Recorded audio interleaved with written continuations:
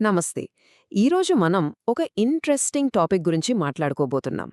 Options chain అనగానే చాలామంది కొత్త ట్రేడర్స్కు అదో పెద్ద నంబర్స్ పజిల్లాగా భయపెట్టేలా అనిపిస్తోంది. కానీ ఒక్కసారి ఆలోచించండి. దాన్ని ఒక గందరగోళమైన డేటాలాగా కాకుండా ఒక డిటెక్టివ్ వాడే క్లూ బోర్డ్లాగా చూస్తే అవును, మార్కెట్లో పడే ప్రతి అడుగుజాడను ఎలా ట్రాక్ చెయ్యాలో ఈ విశ్లేషణలో మనం డీకోడ్ చేయబోతున్నాం. బేసిక్గా ఇదొక సూపర్ డిటెక్టివ్ గైడ్ అనమాట. అసలు ప్రొఫెషనల్ ట్రేడర్స్ ఎప్పుడు మార్కెట్ మూవ్స్ని ముందే ఎలా పసిగడతారో ఎప్పుడైనా అనిపించిందా? వాళ్ళేమైనా మ్యాజిక్ చేస్తారా? అస్సలు కాదు. మార్కెట్లో ఆ పెద్ద మొత్తంలో డబ్బు ఎక్కడ దాగి ఉందో కనిపెట్టే సీక్రెట్ అంతా ఈ ఆప్షన్స్ డేటాలోనే ఉంది. ఆ హిడెన్ ఫుట్ ప్రింట్స్ని అంటే అడుగుజాడలను ఎలా పసిగట్టాలో ఇప్పుడు మనం తెలుసుకుందాం. ఓకే, సో ఇప్పుడు డైరెక్ట్గా మ్యాటర్లోకొచ్చేద్దాం. ఆప్షన్స్ ట్రేడింగ్ అంటే గుడ్డిగా అదృష్టం మీద ఆధారపడే గేమ్ కాదు. అదొక పజిల్. ఆ పజిల్ని సాల్వ్ చేయడానికి కావలసిన క్లూస్ అన్నీ ఆప్షన్స్ చైన్లోనే దొరుకుతాయి. లాజికల్గా ఆలోచిస్తే ఈ ఆధారాలన్నీ కళ్లకు కట్టినట్లు కనిపిస్తాయి.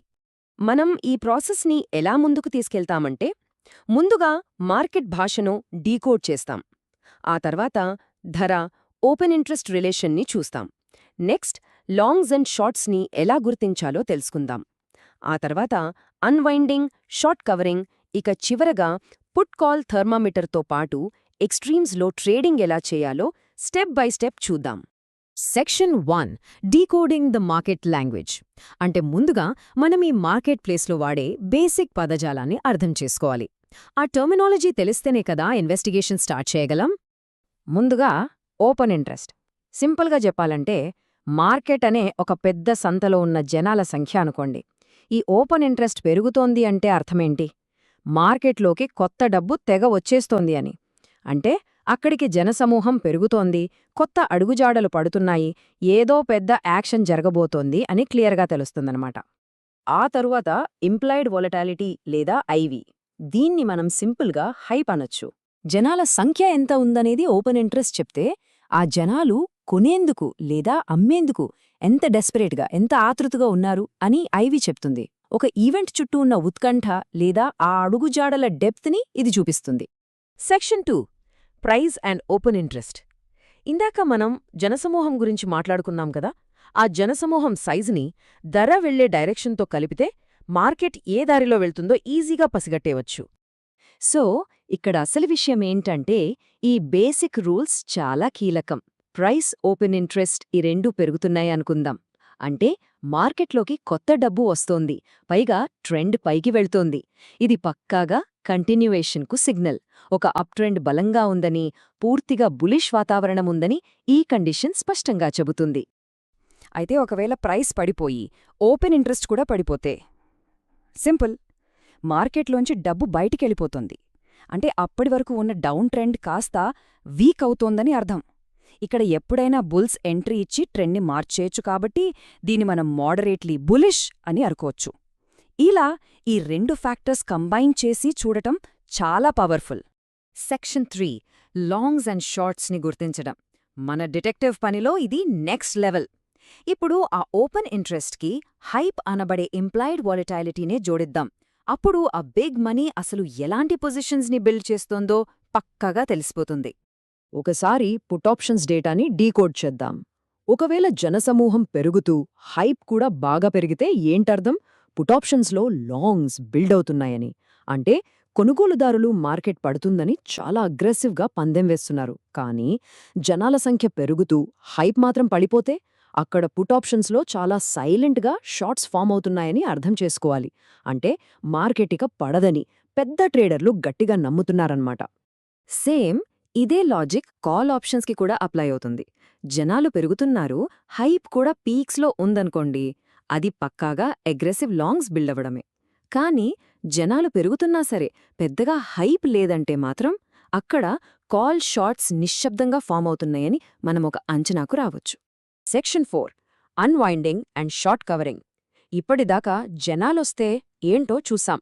కాని ఒకవేళ ఆ జనసమూహం సైజ్ తగ్గిపోతే, అంటే ఎవరైనా మార్కెట్ నుంచి తప్పించుకోవడానికి ట్రై చేస్తే ఎగ్జాక్ట్గా అప్పుడేం జరుగుతుందో ఇప్పుడు డీకోడ్ చేద్దాం.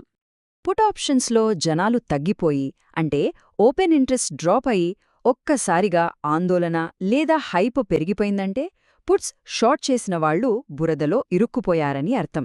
వాళ్ళు అర్జెంటుగా తమ పొజిషన్స్ని కవర్ చేసుకోవడానికి బై చేస్తున్నారు. అదే ఓపెన్ ఇంట్రెస్ట్తో పాటు ఆ హైప్ కూడా తగ్గిపోతే మాత్రం లాంగ్ పొజిషన్స్ ఉన్నవాళ్లు చాలా ప్రశాంతంగా సైలెంట్గా ఎగ్జిట్ అవుతున్నారని మనం ఈజీగా కనిపెట్టేయొచ్చు. ఇదే విషయం కాల్ ఆప్షన్స్లో కూడా చాలా అద్భుతంగా కనిపిస్తుంది. తప్పించుకోవాలనే ఆతృత అక్కడెలా ఉంటుందంటే, ఓపెన్ ఇంట్రెస్ట్ డ్రాప్ అవుతూ ఐవీ ఒక్కసారిగా స్పైక్ అయిందంటే కాల్ షార్ట్ చేసిన వారు భయంతో కవర్ చేసుకుంటున్నారు. అట్లా కాకుండా ఓపెన్ ఇంట్రెస్ట్ ఐవీ రెండూ ఒకేసారి తగ్గుతుంటే గనక లాంగ్ పొజిషన్స్ సింపుల్గా అన్వైండ్ అవుతున్నాయని క్రిస్టల్ క్లియర్గా అర్థమైపోతుంది. Section 5 put call thermometer. మన ఇన్వెస్టిగేషన్లో ఇది ఒక అద్భుతమైన టూల్. పుట్ కాల్ రేషియో లేదా పీసీఆర్ అని పిలిచే ఈ ఇండికేటర్ మార్కెట్ మొత్తం సెంటిమెంట్ని కొలవడానికి ఒక పర్ఫెక్ట్ థర్మామీటర్ లాగా పనిచేస్తుంది. ఈ థర్మామీటర్కి సంబంధించి ఒక బేస్ లైన్ ఉంటుంది. అదే 1.0. ఈ 1.0 అనేది మన మార్కెట్ ఉష్ణోగ్రతకి సెంటర్ పాయింట్ లేదా న్యూట్రల్ పాయింట్ అన్నమాట. అసలు కథంతా ఇక్కడ్నుండే స్టార్ట్ అవుతుంది. చూడండి, ఒకవేళ ఆ రేషియో 1 కంటే ఎక్కువ ఉందనుకోండి, పుట్ ఆప్షన్స్లో ఓపెన్ ఇంట్రెస్ట్ బాగా బిల్డ్ అయిందని అర్థం. అదే రేషియో 1 కంటే తక్కువుంటే అప్పుడు బరువు కాల్ ఆప్షన్స్ వైపు ఎక్కువగా ఉందని వెంటనే తెలిసిపోతుంది. సెక్షన్ 6 ఎక్స్ట్రీమ్స్లో ట్రేడింగ్.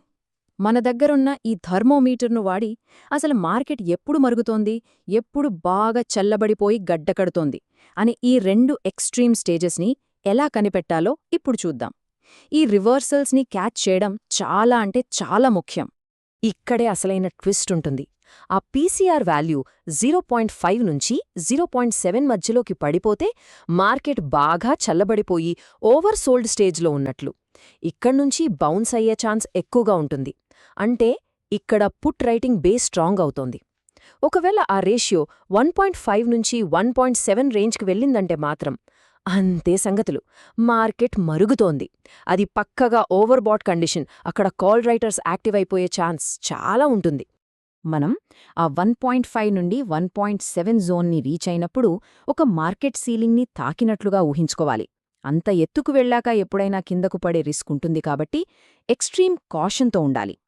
ఆ పాయింట్లో ట్రెండ్ రివర్స్ అయ్యే ప్రమాదం ఎప్పుడూ పొంచి ఉంటుంది. సో ఇంతవరకు మాట్లాడుకున్నది అంతా ఒకసారి సమ్మరైజ్ చేస్తే, ఈ ఆప్షన్స్ చైన్ అనే క్లూ బోర్డ్ను క్రాక్ చేయడానికి మనకు 3 ముఖ్యమైన టూల్స్ కావాలి. 1 ఓపెన్ ఇంట్రెస్ట్ ట్రెండ్ అంటే జనసమూహం. 2 ఇంప్లాయిడ్ వొలటాలిటీ లేదా ఆ ఈవెంట్ చుట్టూ ఉన్న హైప్. మరియు 3 సెంటిమెంట్ థర్మోమీటర్ అయిన పుట్ కాల్ రేషియో. ఫైనల్గా ఒక్క మాట, మార్కెట్ అనేది ఎప్పుడూ ఒక నిరంతరమైన సాల్వ్ చేయగలిగే మిస్టరీనే. సో తదుపరి మార్కెట్లో ఆ అతిపెద్ద అడుగుజాడలను ఎవరు వదులుతున్నారు, ఎటువైపు వదులుతున్నారు? మనం డిస్కస్ చేసిన ఈ లాజికల్ ఫ్రేమ్వర్క్స్ని అప్లై చేసి ఆ హిడెన్ క్లూజ్ని డీకోడ్ చేస్తూనే ఉండండి. ఉత్సాహంగా నేర్చుకుంటూ ముందుకు సాగండి.